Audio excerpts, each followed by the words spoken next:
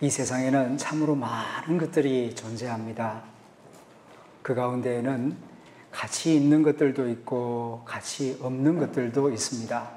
이왕이면 가치 없는 존재가 되기보다는 가치 있는 존재가 되고 싶어 합니다. 사람도 마찬가지입니다. 그런데 가치를 결정하는 것이 무엇일까요? 크게 네 가지를 생각해 볼 수 있습니다. 첫 번째로는 고유 속성입니다.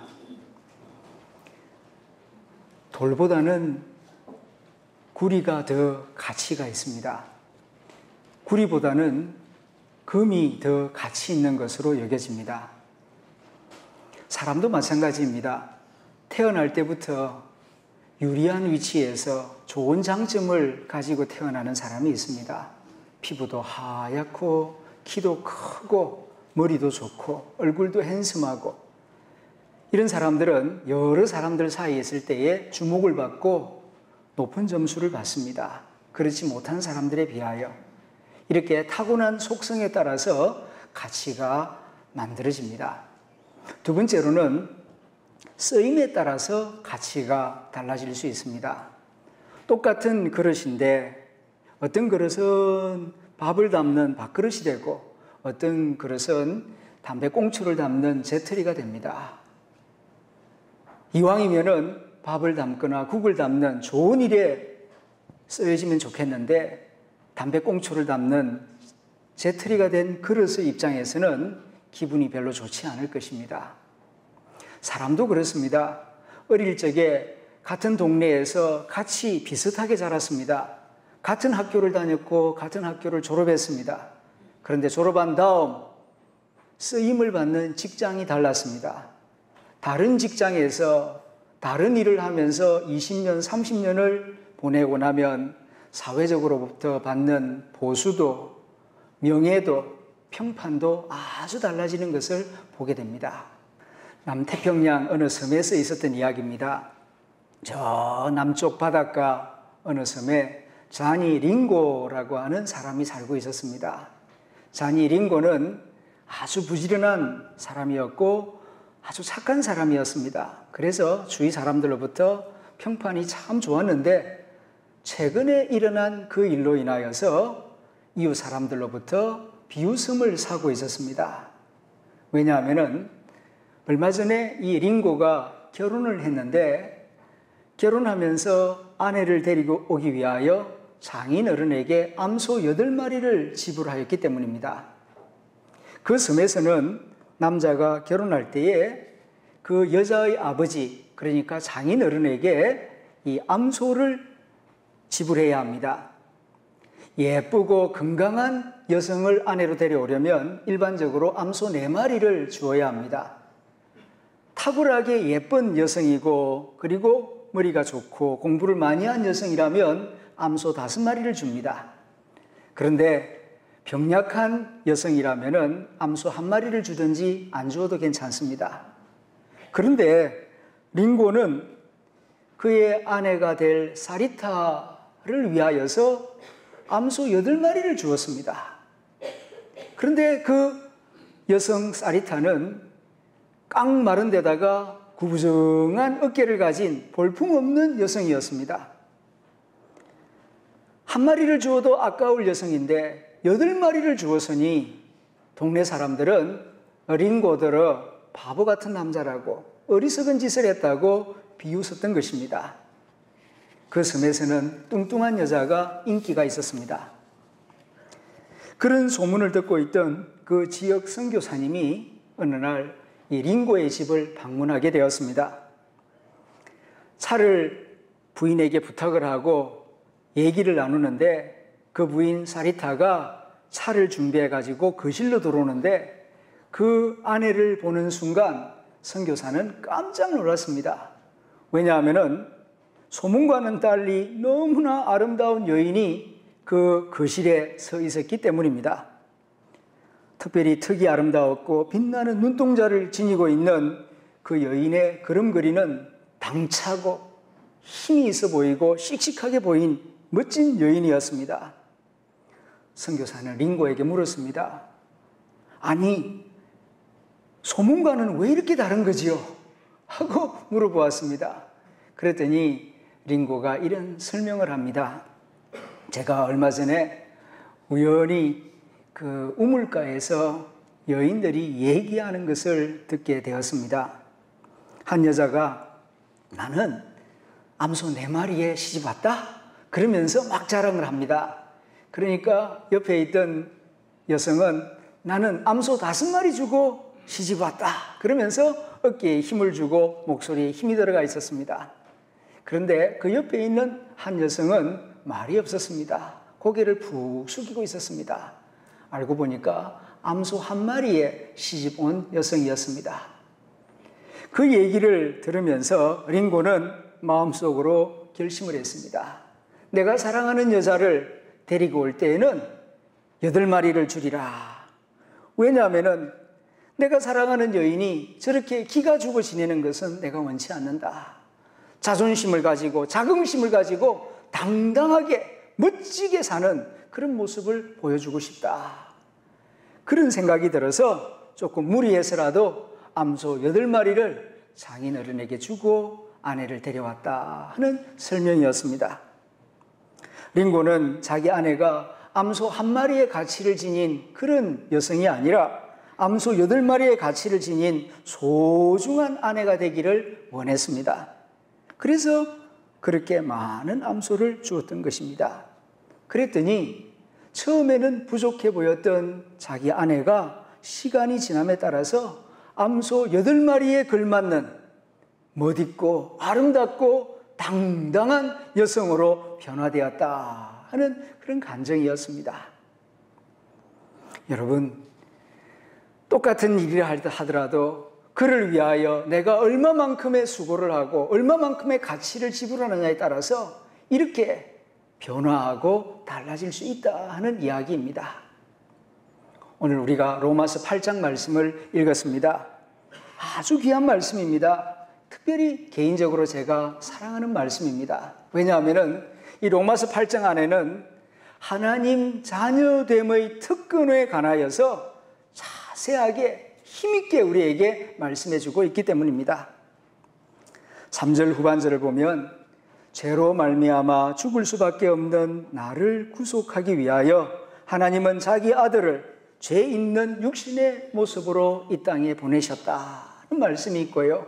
그 다음 32절을 보게 되면 하나님은 자기 아들을 아끼지 아니하시고 우리의 구속, 우리의 구원을 위하여 자기 아들을 희생제물로 내어주셨느니라는 말씀이 있습니다. 간단하게 줄여서 말하면 이런 뜻입니다. 하나님이 나를 소중히 여기셔서 나를 구원하여 자기의 소유, 자기의 자녀로 삼으시기 위하여 값을 지불했는데 얼마만큼 지불했느냐? 1억, 100억이 아니라 자기 아들 예수님의 목숨을 대가로 지불했다 하는 말씀입니다. 얼마나 감격스러운 말씀입니까? 세월이 지나가면서 내 자신을 볼 때에 때로는 초라하게 보이고 내 자신이 너무 작게 느껴질 때가 있어요. 사이먼 앤 가핑클이라고 하는 옛날 미국의 팝송 가수가 Bridge over Troubled Water 이라고 하는 유명한 노래를 불렀죠. 험한 세상의 다리가 되어. 그 첫 번 가사가 이렇습니다. When you weary, feeling small, in your eyes tears. 당신이 지치고 작게 느껴지고 눈에 눈물이 고일 때에 여러분들도 그럴 때가 있지 않습니까? 옛날에는 참 힘도 있고 돈도 있고 그래서 사람들 앞에 당당했는데 세월이 지나가면서 이런저런 일로 자신이 초라하고 적게 보이고 우울하게 느껴질 때가 있어요. 자, 그러할 때에 바로 이 말씀, 로마서 8장 말씀을 읽고 마음에 새기면은 얼마나 큰 힘이 되는지 모릅니다. 나는 얼마짜리인가? 세상에 비교할 때는 자꾸 값이 떨어지는 것 같아서 자꾸 초라하게 느껴지지만 예수님의 십자가 앞에서 나 자신을 볼 때에 내가 얼마짜리인가? 성경은 말씀합니다. 너는 예수님 짤이다. 예수님의 목숨을 십자가의 대속제물로 내어주고 내가 너를 구속하였다 하는 말씀을 듣기 때문입니다. 나는 이렇게 소중한 존재입니다. 나는 누구인가? 나는 하나님의 자녀이다. 하나님의 영으로 인도함을 받는 자는 하나님의 아들이니라. 오늘 말씀하고 있지 않습니까? 저는 마음이 우울할 때에, 제 자신이 초라하게 느껴질 때에 이 로마서 8장 말씀을 크게 소리내어 읽곤 합니다. 몇 번이고 크게 소리를 내어 읽다 보면은 하나님 자녀로서의 정체감, 그리고 목회자로서의 정체감을 다시 회복할 수가 있기 때문입니다. 혹시 여러분 가운데 이런저런 이유로 자신이 초라하게 느껴지고 마음이 우울하십니까? 이번 일주일 동안 하루에 3번, 아침, 점심, 저녁, 그리고 일주일 동안 21번, 한번 소리내어서 말씀을 읽어보십시오. 그러면은 하나님의 치유하는 은혜의 손길을 틀림없이 느끼게 될 것입니다. 오늘 성경을 보면은 사람의 정체감을 형성하는데 3가지가 있다라고 말씀합니다. 우리가 행복하게 살아가는 데에 물질도 필요하고 건강도 필요하지만은 제일 중요한 것이 뭐냐 하면은 자아 정체감이에요. 아무리 돈이 많고 지식이 많고 인물이 좋아도 자기 스스로 생각하기에 나는 별 볼 일 없는 인간이다, 이렇게 생각하며 살아가면은 우울할 수밖에 없어요. 그러나 가진 것이 별로 없어도 나는 하나님의 아들이다, 하나님의 자녀다, 이런 자아 정체감을 가지고 살아가면은 부유하다고 교만하지 않고 없다고 비굴하지 않아요. 언제 어디서나 당당하게 지혜롭게 살아갈 수가 있는 것입니다. 그러므로 재물 못지않게 중요한 것이 자아 정체감이라고 말할 수 있습니다. 자아 정체감을 만드는 결정적인 요소 3가지. 첫째는 정욕입니다. 정욕에 따라서 살면은 어떻게 되는가? 육체의 아들이 됩니다. 그러면 시간이 지나면서 비참함을 느끼게 되고 자기 자신을 동물처럼 느끼게 될 것입니다. 2번째로는 악령입니다. 악령의 인도함을 받으면 그는 악마의 자녀가 됩니다. 두려움에 사로잡혀서 살아가고 추악하고 무서운 일들을 과감하게 행하게 됩니다. 3번째는 하나님의 영입니다. 하나님의 영을 따라 살게 되면은 자기 스스로를 하나님의 자녀라고 생각하며 하나님의 자녀답게 힘있게 당당하게 살아가게 됩니다.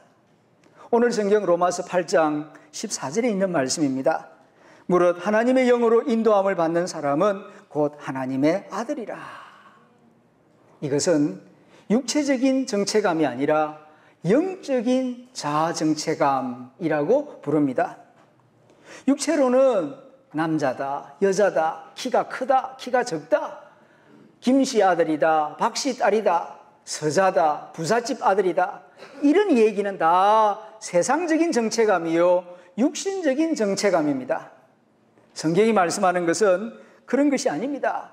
그런 세상적인 정체감, 육체적인 정체감은 다 안개와 같은 것이고 상대적인 것입니다.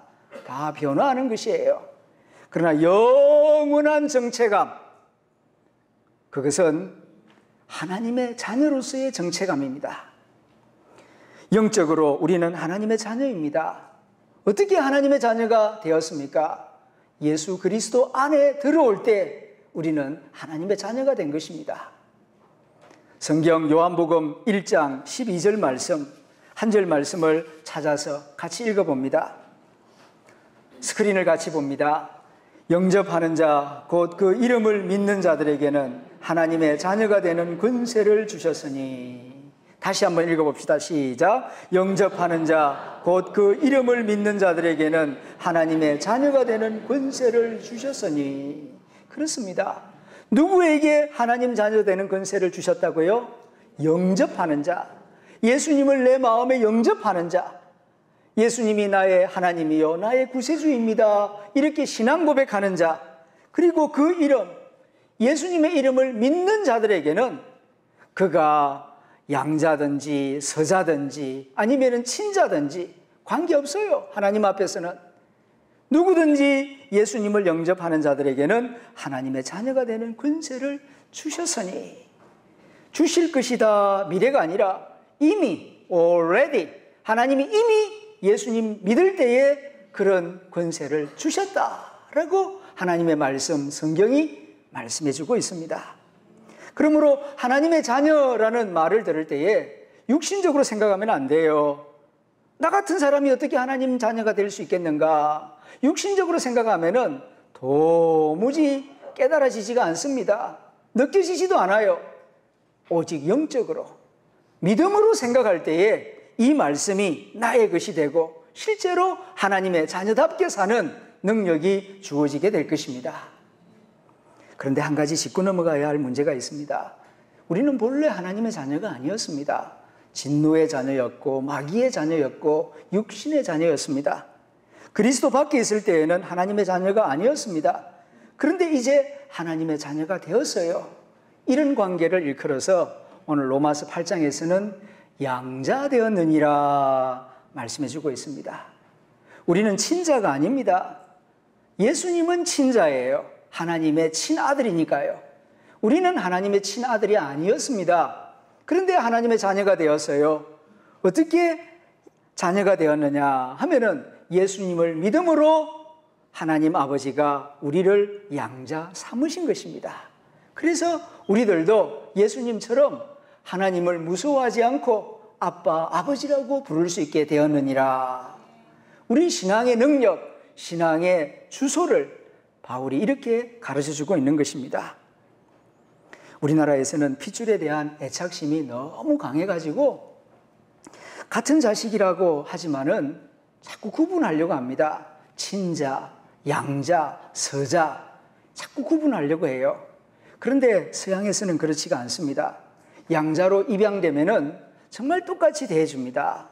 친자나 양자나 똑같이 사랑하고 그리고 똑같이 대해주고, 그리고 세상을 떠날 때에는 친자와 똑같은 상속권을 가질 수 있도록 해줍니다. 이것이 바로 바울 당시의 로마 제국의 풍습이었습니다. 과거에 그가 서자였느냐 아니면 노예였느냐 일체 묻지 않고 따지지 않았습니다. 그 대표적인 예가 네로 황제였습니다.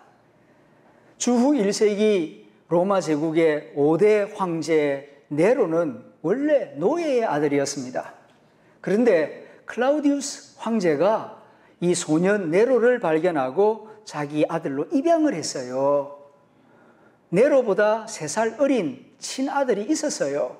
그렇지만 친아들과 네로를 똑같이 사랑했고, 클라우디우스가 세상을 떠날 때에는 이 네로에게 황제 직위를 물려주었습니다. 로마 제국의 왕가의 풍습이 이러할진데 일반 백성들도 마찬가지였습니다. 이런 풍습이 로마 제국의 일반적이었기 때문에 바울은 당시에 로마 풍습을 이용해서 우리가 어떻게 해서 하나님의 자녀가 되는가를 이렇게 설명하고 있는 것입니다. 15절 말씀을 함께 읽어봅니다. 스크린에 나오는 말씀을 같이 읽어봅시다. 시작. 너희는 다시 무서워하는 종의 영을 받지 아니하고 양자의 영을 받았으므로 우리가 아빠 아버지라고 부르짖느니라. 자녀가 되면은 특권이 주어져요.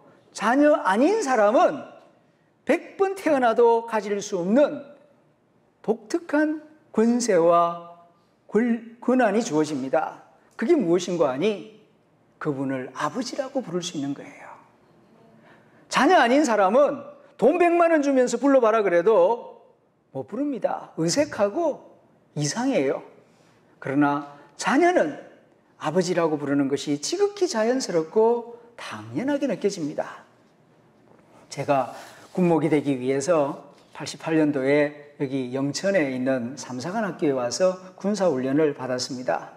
그때 목사님들, 불교 법사님들, 천주교 신부님들 다 함께 머리를 깎고 훈련을 받다가 쉬는 시간이 되었을 때에 제 친구 목사님 가운데 좀 장난기가 있는 직구전 목사님이 계셨는데 그 나무 아래에서 담배를 피우고 있는 스님에게 다가가서 스님, 저 따라 한번 해보세요. 그랬습니다. 그러니까 이 스님이 눈이 동그래가지고 목사님을 쳐다봅니다. 뭔데요? 그러니까 한번 저 따라 해보시라니까요. 그러면서 하나님, 그러니까 하나님 따라했어요. 아버지, 그러니까 아무 말을 안 해요. 눈이 동그래가지고 목사님만 쳐다보고 있습니다. 에이, 스님 한번 따라해 보시라니까요. 하나님 아버지. 그러니까 이 스님이 정색을 하면서 버럭 화를 내면서 왜 하나님이 아버지냐고, 왜 하나님이 내 아버지냐고 그러면서 그곳을 피해서 딴 곳으로 가버렸습니다. 별로 그렇게 좋은 장난은 아닙니다만은 그러나 그 모습이 인상 깊었습니다. 아, 그렇구나. 예수님을 믿는 사람에게는 하나님을 아버지라 부르는 것이 지극히 자연스러운 일이지만 주님을 믿지 않는 사람은 하나님을 아버지라 부르기가 어려워요.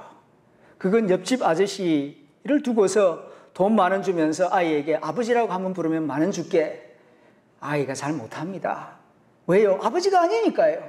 내 아버지가 아닌데 어떻게 아버지라고 부릅니까? 바로 여기에 자녀의 권세와 자녀 아닌 자의 차이점이 나타나는 것입니다. 그렇습니다. 이제 하나님의 자녀로 입양이 되었으면 하나님의 자녀로서 살아야지 자꾸 옛날 일을 그리워하고 옛 습관을 따라가면 안 돼요. 여인들의 경우를 들어 설명을 한다면 결혼을 하고 시집을 왔으면 이제 친정 일은 잊어버리고 이제 신랑과 함께 시댁을 따라서 함께 잘 살기 위해서 배우고 노력해야지 자꾸 옛날 우리 친정에서는 이랬는데 그러면은 그 도움이 안 돼요. 옛 것을 정리해라. 육신을 따라 세상을 따라 안 믿던 습관을 따라 살던 것을 끊어버리고 정리해라. 그리고 이제는 그리스도 안에서 새로운 피조물이 되었으니 하나님의 영을 따라 사는 사람이 되어라. 영을 따라 산다는 게 무엇입니까? 바로 이런 것입니다.